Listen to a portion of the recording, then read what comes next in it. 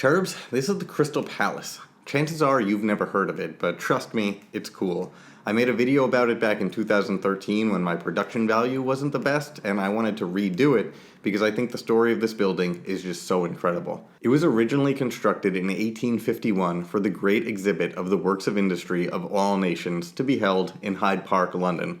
But instead of clearing a space for the building, the Crystal Palace was simply built over the park, trees and all, kind of like a huge greenhouse. It was so popular that once the exhibit was over, the palace was moved to South London and expanded. It was rebuilt on an almost unimaginable scale. Over a quarter-mile long, 168 feet high, using over 1.5 million square feet of glass and 10,000 tons of iron. It contained an indoor park with tropical flowers, a museum, a full orchestra that could seat 20,000 people, and so much more. The accompanying park had life-size reproductions of extinct animals, or at least what the 19th century imagined extinct animals to be. Skating, rowing, archery, and pretty much anything else you can think of. It became part of English identity. Today, tourists to London want to visit the Globe, the Tate Modern, and the British Library, or at least that's what I want to do. But tourists who visited London in 1860 wanted to see this more than anything else. In its first year, it received close to 6 million visitors. That's nearly the entire population of England at the time. It was, as was termed, a palace for the people. The Crystal Palace was truly a structure of the Enlightenment and the Industrial Revolution. It was built with mathematical exactitude. It displayed the most impressive technology of its day, like an impressive fountain system, and it showed the world the capabilities of engineering and the luxuries provided by the Industrial Revolution. Mankind could control nature. Plants with no business surviving the chilly climate of England could be viewed by dry participants on a rainy day. Its engineers manufactured summer walks in the park during February. Technology and nature could both be appreciated side by side in this palace, both beautiful and both carefully controlled. I don't mean to make it sound like everybody was a fan. For some people, the display of control was a bit depressing. When the Russian writer Fyodor Dostoevsky visited the palace in 1859, I told you, everybody wanted to visit this place, he noted, "You feel as though something final has taken place here, taken place and ended." The building felt like a conclusion, a final expression of technology's potential.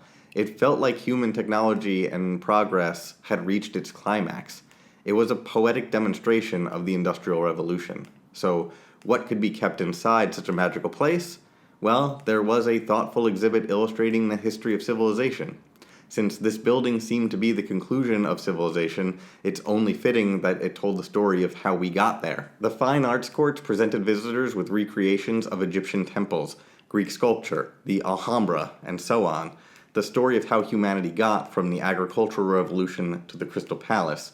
So people like Dostoevsky feared the palace. The structure eliminated all questions by providing all of the answers, and that's depressing.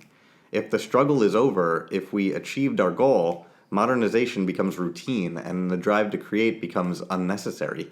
If we reach the peak, then there is nothing left to climb. Other visitors to the palace, however, commented on how the structure of the building seemed to melt away once inside.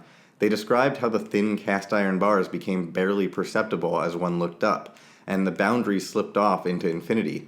For these people, the building seemed to demonstrate that the human imagination has no limit, and this building lifted the mind to new heights. Mankind loves to create, to build, but we never really want to finish building. The process is more important than the product.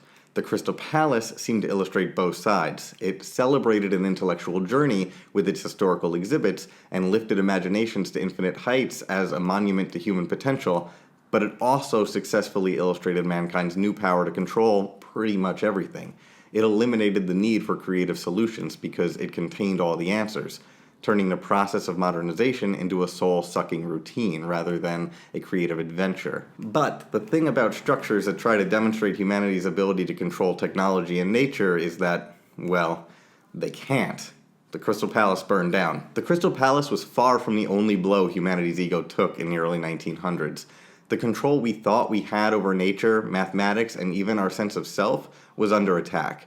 Einstein demonstrated that time and space were relative, Kurt Gödel proved that the axioms of mathematics were incomplete, and Sigmund Freud questioned our ability to even understand our own motives.